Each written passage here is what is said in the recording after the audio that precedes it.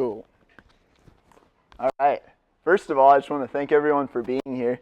I saw we made it on What's Up Sac, and I had some stiff competition here. We have singing lessons.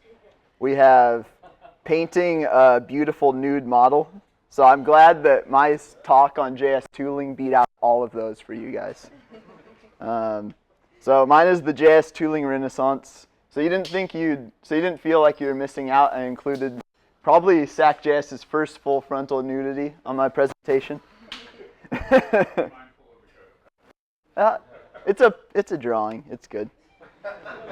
So I'm going to talk about a semi-functional stack that, for me, has kind of blown my mind on what tooling can do for my productivity.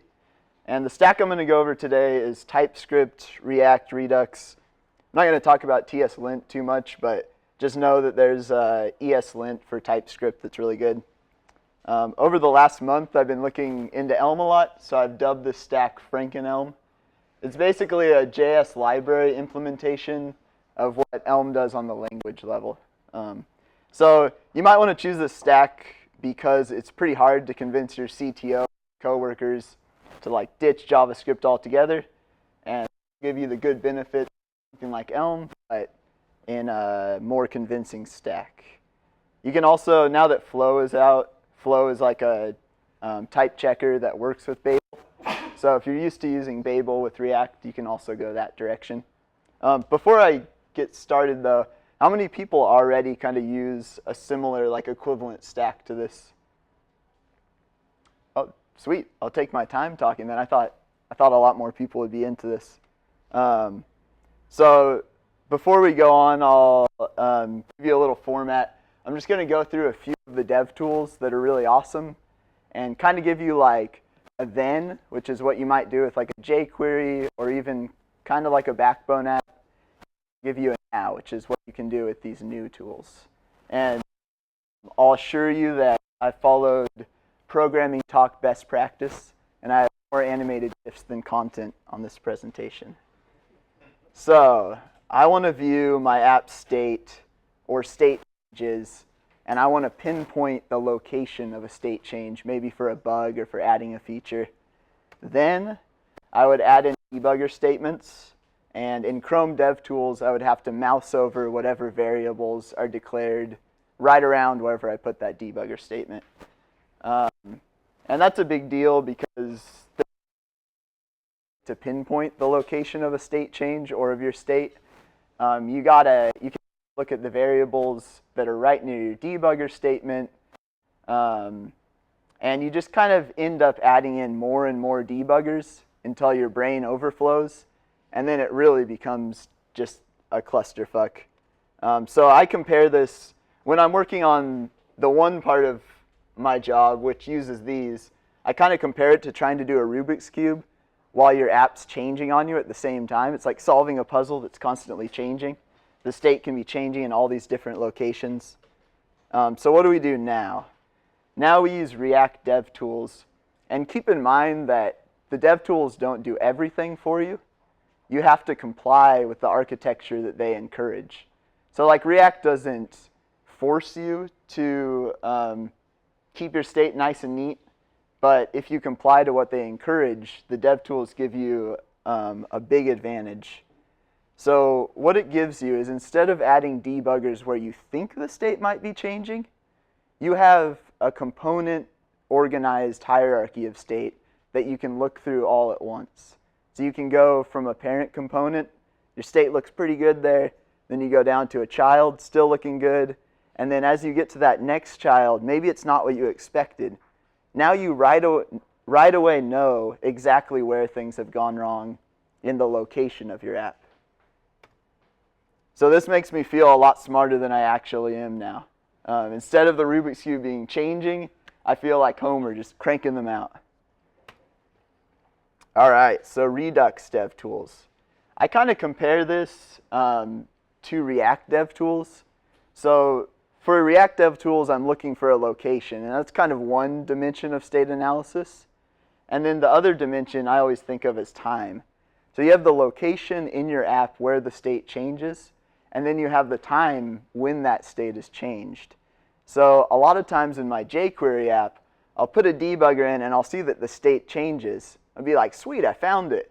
And then you click like F8, you go on, and all of a sudden it's changed again. You're like, what the hell? So the app's looped through and either changed in a different location or it's changed on another iteration of your app going.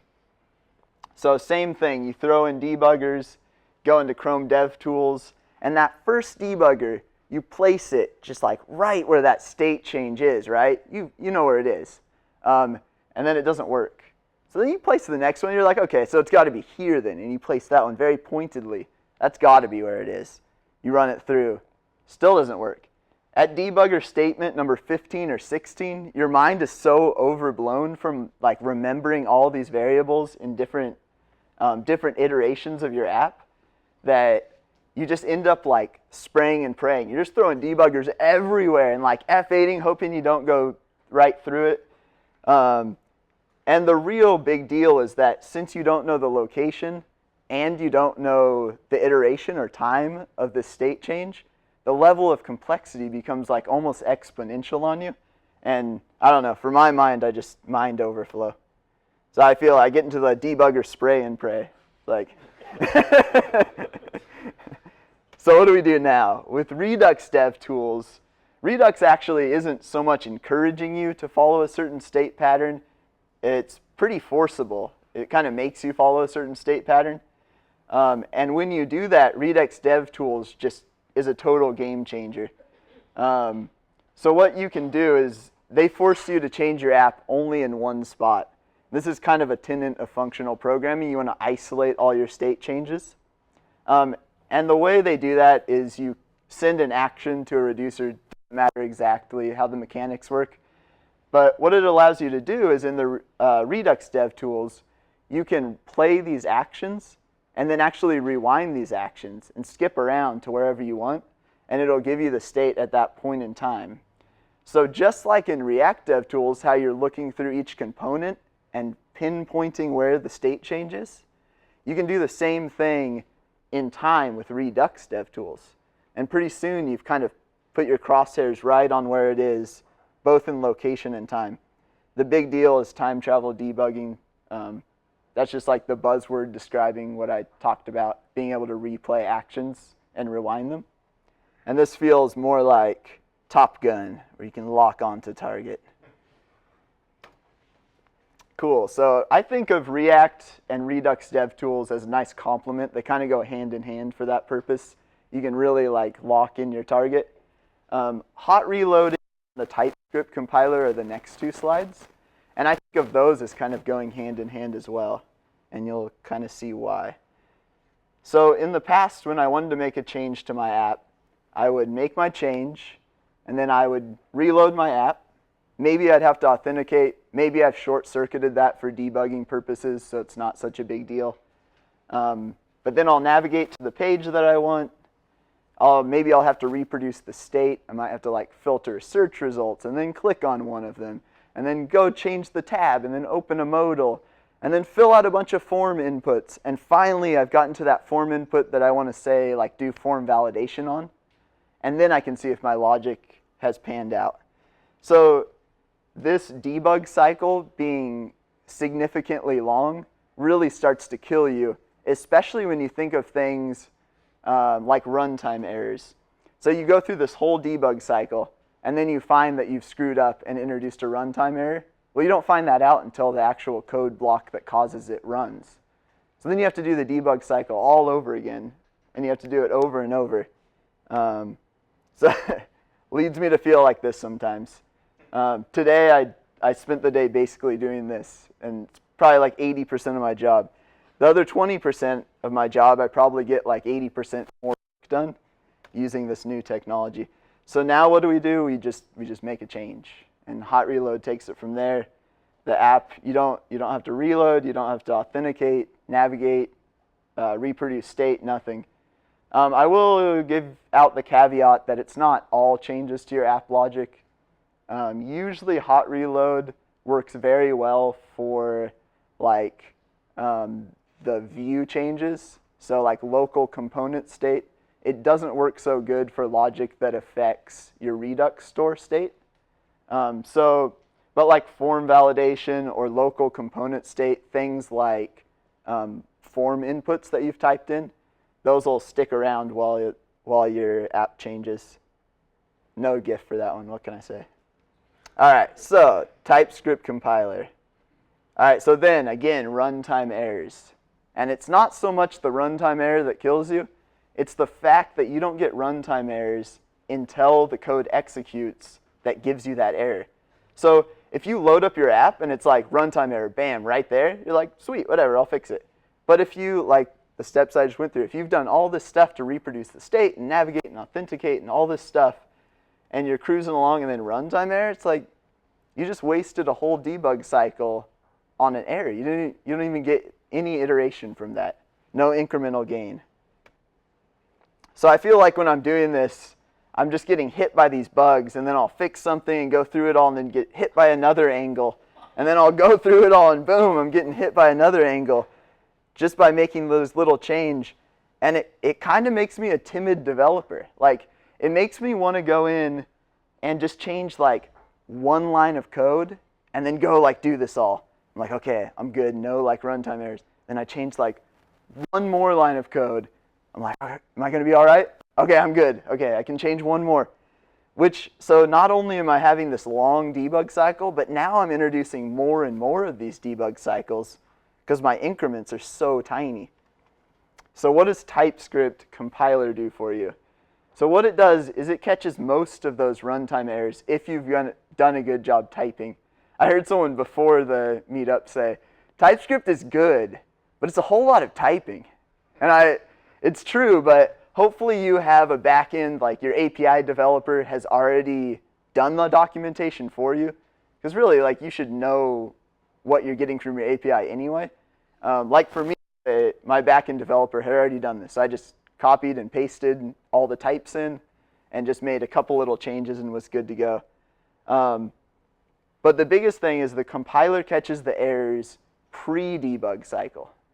So sometimes your cursor is barely away from the error, and the IDE, the compiler, is already saying, like, you've screwed up. Stop right where you are now and fix that. Like, don't waste any time. Don't get confused. Don't reload your app and do the whole cycle again. Just fix it. And that's pretty amazing. There's some other things that would be crazy groundbreaking if it weren't the fact that number one on the list is just so like earth-shattering. These other things like type-based autocomplete are awesome, and it'll also give you like on-the-fly documentation for the arguments for your methods. So for example, I'm using moment.js right now. It's kind of like a date library for JavaScript. And right when I put a variable that's a moment object, it starts suggesting to me methods only that go with a moment object, which is awesome. And then when I select that method, it'll say like, this method takes 2 parameters. Your argument should be a string and then a number. And it even has like a title for them, which is pretty awesome.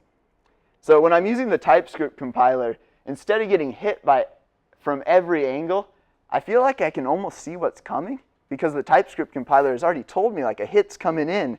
What are you going to do? I feel like I can just avoid it. I feel kind of bad about including this GIF because the sharks are really like my team. But it was just too perfect not to include. I was like, am I going to be able to find something similar with another team? I don't think so. It's pretty specific. So that's the end of my presentation part. I'm going to run through a quick example that'll just kind of cover all of the technologies that I've talked about. That's my favorite one. It's awesome. All right, so this is the good part about my day job. I get to do it about 10 to 20% of the day. The rest is working on a terrible jQuery app. All right, what I'm going to show you is I'm going to put myself in the shoes of a QAer. And I'm looking through this app, I'm playing around with it, and I come across these date ranges. So the current behavior, I go to click, and I'm trying to select start date that's past the end date. And when I do that, it's just not letting me do that because obviously you don't want a start date that's past the end date. But what most companies do is they'll set that end date out. They'll let you choose the start date and just set the end date out. You don't want to just like say, no, you can't do that. So as a QAer, I'm going to write up a ticket and say, like, this is what the behavior I want is when I select the start date, allow me to select that start date and then set the end date just one day out from that. And vice versa, if I select an end date prior to the start date, set it and then set the start date one day prior to that. So as a QAer, I'll write up like a really good ticket for it. But what I'll also do is come in to Redux. There's another feature I didn't really talk about. I'll export the state that I'm currently working on. I'll name it something descriptive like state. And now when I send this over to the dev, I'll include that state file. And everything I've done to get here, navigating, authenticating, anything that is saved in the Redux store will pop up just as it was for me. The developer will get that and have a head start.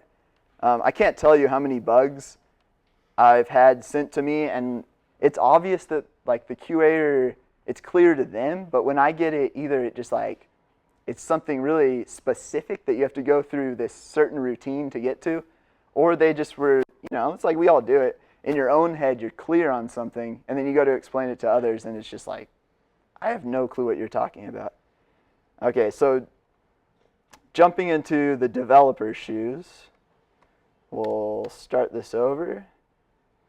So I'll get that ticket, and I know what they want. I'll import the state file that they gave me. Ooh, kind of hard to see on this resolution, but so I don't know if you really noticed, but it navigated me right to where I needed to go. Logged me in. I didn't have to do any of that stuff.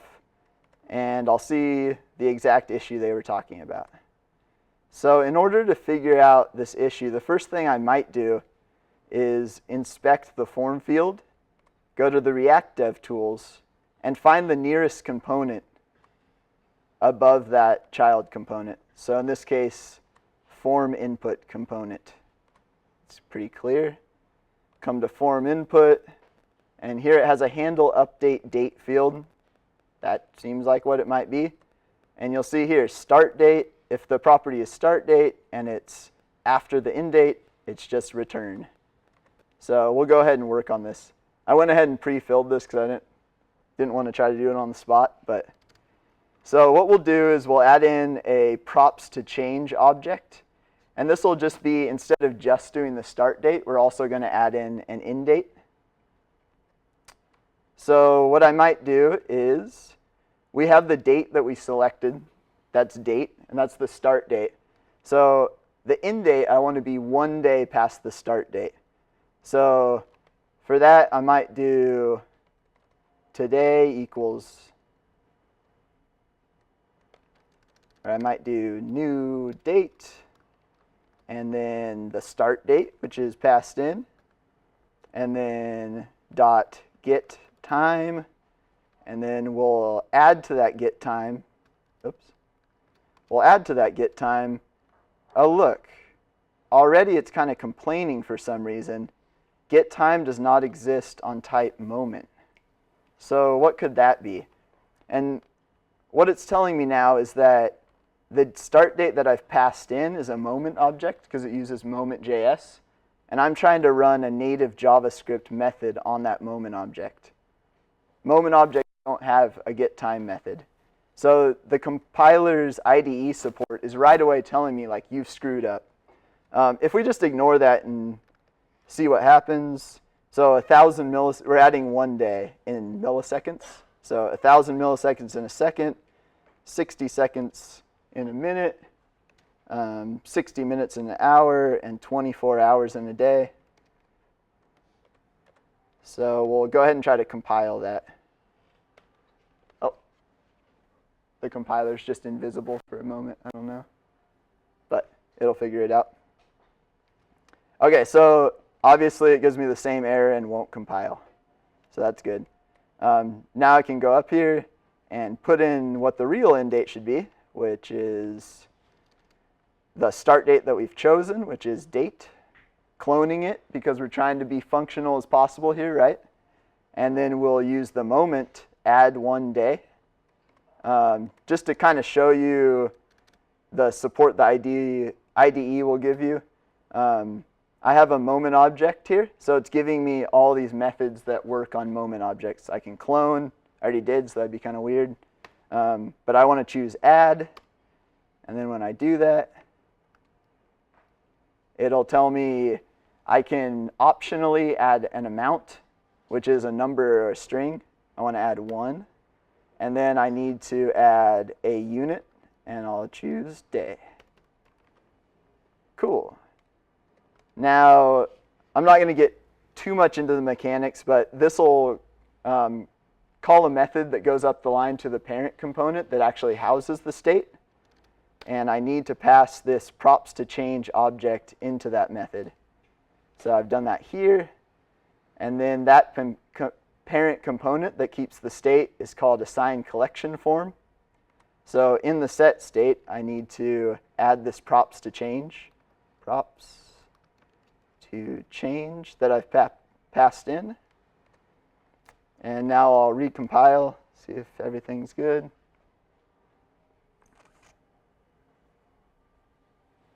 Compiled successfully. So we'll go if this has worked. So I haven't reloaded my app or anything. We'll just go ahead and see if it's figured out the changes. Okay, so it looks like it worked, right? The start date has changed. It wouldn't do that before.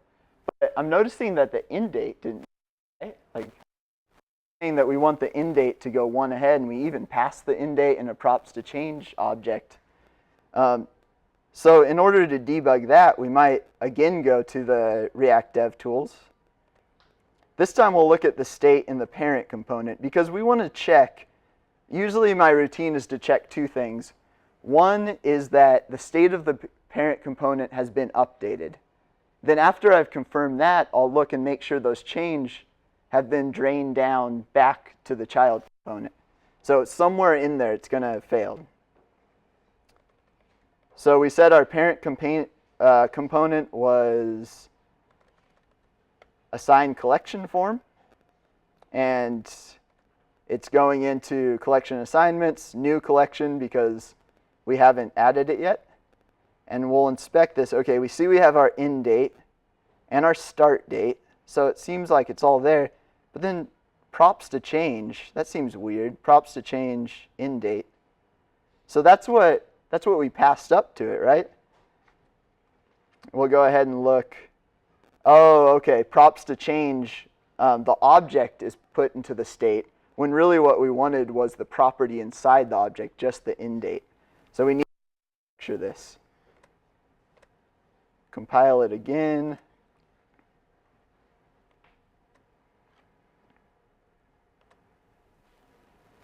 And there we go. See that it works. Nice. So that's a real world example of how this might work. When I set the start date past the end date, it goes there and the end date skips to 1 day ahead. And we didn't have to reload the page, do any kind of state manipulation. In some situations, you might have to fill out a bunch of fields before this is even enabled for you to use. In that case, you wouldn't have had to fill out those fields and follow that path. So hope that wasn't like too down in the weeds, but I thought this kind of blew my mind. I know when I was first hearing about hot reloading, it was one of those things that like my mind ran wild. I was like, this is the best thing ever. You don't have to reload your app. What?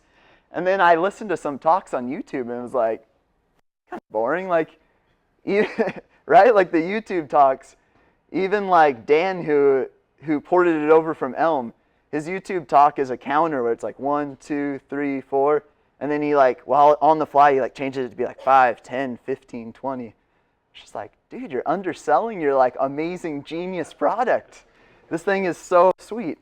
So anyway, that's a real world example of how you might use hot reloading, Redux dev tools, React dev tools, and TypeScript compiler. That's it.